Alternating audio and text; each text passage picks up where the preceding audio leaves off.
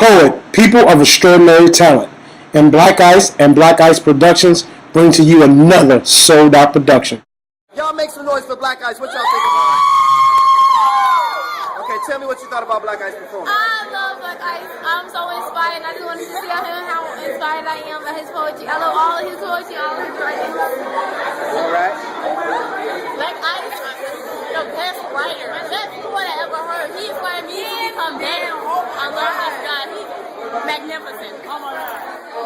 Black Ice, he's so inspired. He's a great writer, like the best writer I ever heard, and I'm just so inspired by him. He's great. Like I said, you know I go to church, that's why he was talking about God like that. I was feeling that, I was back there praising. With 6 consecutive sold-out shows in 6 months, Mr. Sellout is at it again. His latest creation, Beauty and the Lyrical Beast. Introducing Poetine Idol Tegrish. Imagine how many we'll lose before the school year ends. Straight A students are being killed because in the wrong place at the wrong time. But how many times have we all heard that line? Parents, if you love your kids, tell them with every breath. That just may eliminate another early death. I hear older people say, we need to make this world a better place for our young children to learn and grow. But I wonder, how do you make a world a better place without making its people better too? They say, kids are the future, but by the way we're dying now, there will be no future. Just imagine how much different this world would be and better. If as a family, we could all learn to get along and live peacefully with one another. Don't shoot it out, talk it out, and watch our love for this world sprout. Holding a gun doesn't make you a man. You're more of a man with a legal job and a Bible in your hand. Introducing Eliana. Who's tired of competing with the girls on your TV. And I'm not just talking about Halle and B. I mean Coco, Sparkle, and all your pornography. Those hoes that only know how to waste your time when you could be spending it with me. Letting me upgrade your minds, and together we could find the beauty and true purity. But instead, I'm flooded over with insecurity, worrying if me is enough to feed your human lusts, and I begin not to trust myself to maintain my sexual identity. So I've been listening to those messages sent to me, telling me how to keep you, reach you, please you, treat you, tease you, touch you, must you. Keep doing this to me? Got me wondering why I can't be sufficient and why I've been forbidden to embrace my unique way of being a woman, the type of woman that can win you with more than her hips and her thighs, but with her words and her mind. Is the type of woman that I'm trying to be, and all I need is quality time to make you see that she is who you should be looking for, because she can offer you so much more, because she chooses not to conform, and she's not defined by the media anymore, because she's more refined and she's more mature, because time has made her wise and she has found the strength to rise and soar beyond all expectations, because God is her foundation. She cannot be shaken. So to allow you to keep taking the physical parts of her without the mental, emotional, and spiritual parts of her would be a big mistake, and that's not a risk she's willing to take, because she knows she's worth more than that. She deserves it. Featuring Lovely Liz. Don't know my story and definitely don't know my pain. But as I climb this ladder of poetic words, I guarantee you will know my name. Lovely Lyricist is who I am. I'm staking claim in this poetic game, and since my very first piece, my life has not been the same. See, I devour words like buzzards on the carcass, serving results like Burger King, because I like to have it my way. Spoken word makes my day, and with my mind being filled with so much to say, I often pray that I don't someday die from an overload of this spoken word epidemic. I eat, sleep, and drink this, then pause to verbally regurgitate masterpieces of pure magnificence. Rhymes coming so easy, I often consume them just to regurgitate them in a softer form, filling your mental plates with a tantalizing taste like garlic cheese potatoes next to a T-bone steak. Because what I bring don't come fake. No knockoffs or imitates, just transformations of life's craziness so real that you can relate. And that's that piece. Featuring Lyric. I had an epiphany. See, I'm thinking about this girl that I know named Tiffany. She only 13. Equipped with so many dreams, but for where I'm sitting, she's selling upstream. A child having a child ain't never a great thing, but that's the gospel song that she sings. The drama that she brings. See, her family done cast her out. They now call her a grammar school dropout. Given. See, I'm so glad that Marvin said it first. See, he seen the best when the world saw the worst, which gave her the chance to reverse her curse. to be the mother that she has to be. Forget about the child she forgot to be. This girl went from GED to the baddest VP the corporate girl would ever see. Right. Yeah, you cast down, but you had no idea what God was thinking about. I know you hear the crying, and yeah, I can hear it too. I can hear the sirens, but brighter days are coming. Brighter days are coming. See, men are being cowards. They putting down their guards. You think the power's in a pistol? It resides in your heart. The barbaric wounds and emotional scars singing against the national anthem. It's a death to us part. Featuring Zakia. Knowing each other under the covers, because under the covers, we know each other quite well. But in all other categories, we fail. See, we don't even have the same morals, values, or beliefs. Now, I'm not saying that sometimes the love making ain't a relief, but it's just not enough. To get us through times that be rough, we just don't got the right stuff to make a relationship last. And we jumped into it kind of fast, and I never took the time to ask you about the things that mean the most to me. Like working hard to be a better person and growing spiritually.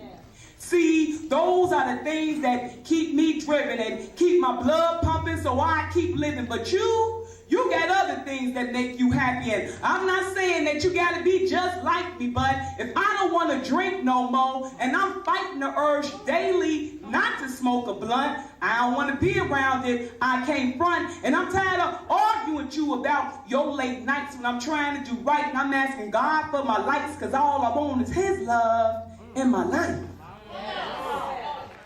Starring Lala.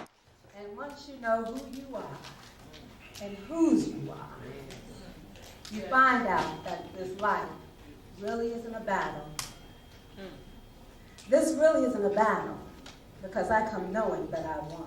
I don't fight with man because I'm a grown Christian woman. I am the weaker vessel, and I am fearfully and wonderfully made. I make my house into a home, and I have children as well behaved. I can be a single mother or a married lover while serving my king well, whether he's the one in heaven or the one I saved from hell.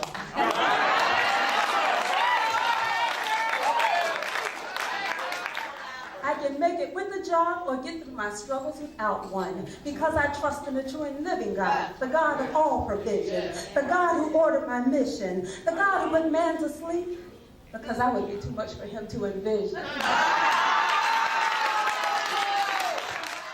Starring Bittersweet. Of course you wouldn't understand because you think this shit is cute. Staying out all night and expecting Bittersweet to be mute. Somewhere down the line, the respect is gone. So instead of living a dream, I must move on. You see, you had me thinking I was the one. You know that special token. When all along you were just a wolf in sheep's clothing, prowling the city looking for your next victim, lurking in the dark to find the next woman with low self-esteem so you can trick them faster than the wind could blow. And since you need someone to enable you, I suggest you go find you a stupid hoe. No disrespect to the not-so-bright sister, but let's keep it real. You're enablers. And that's why brothers go in for the kill. Starring Miss J. Called me on your way here and asked if I needed anything and made your arrival time clear.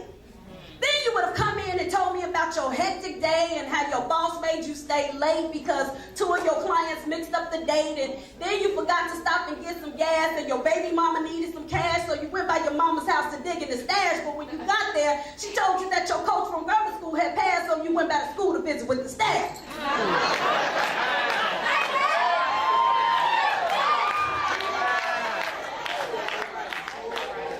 But you standing there repeating everything that I say. Where have you been? Where have I been? And that's the dead giveaway.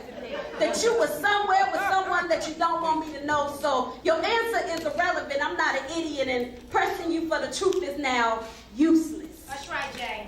But Starring Imani Truth. I had you because that ass was fat. Now, no, this sounds harsh, but I gotta give you the facts, baby girl. This just ain't that. And as she looks in his eyes and fiercely replies that this is just exactly that. I know my ass is attractive. And the first time we had sex, yeah, it was in the back of your Cadillac. And yes, I had sex with your boys Trey and JD and several other of your know-nothing-ass friends, because it don't make none to me.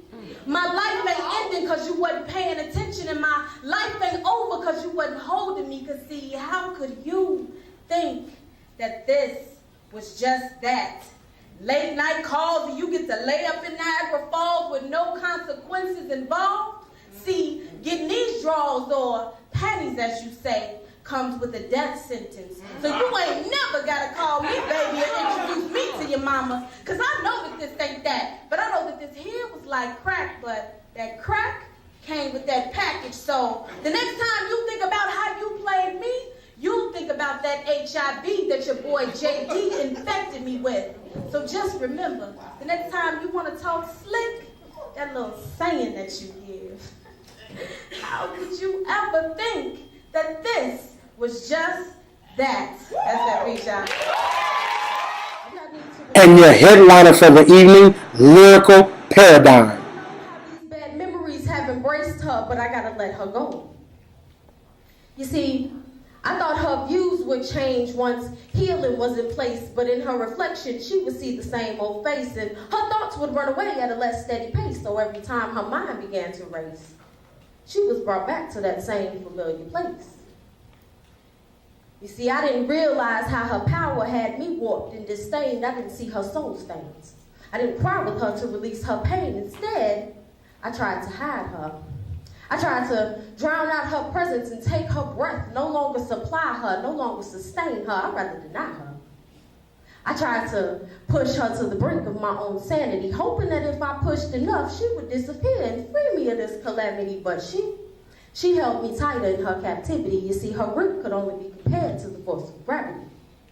She held me in the contempt of past heartache and held me in the shame of current heartbreak and wrapped me in the bitterness of lies told to she. She sutured stitches on past lies that had yet to be. She dressed me in the cloth of sins woven intellectually by hand. She cried molested. I gotta free her.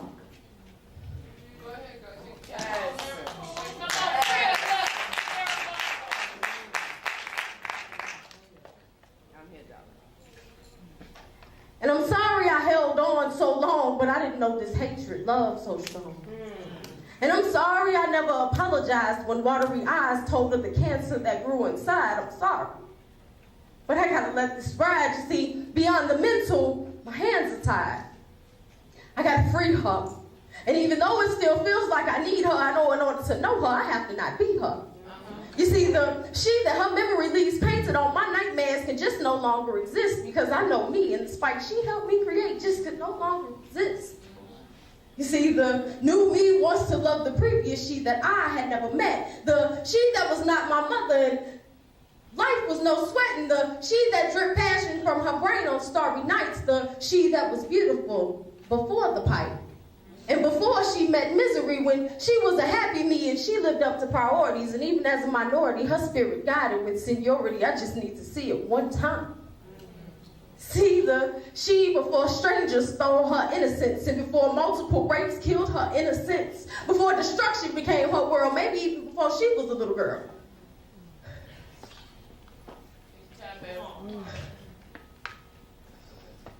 I gotta let her go.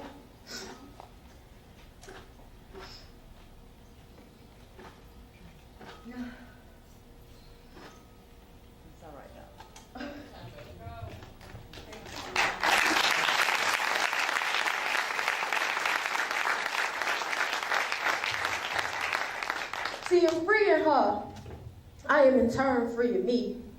And I'm learning from her to follow my dreams and to love us unconditionally.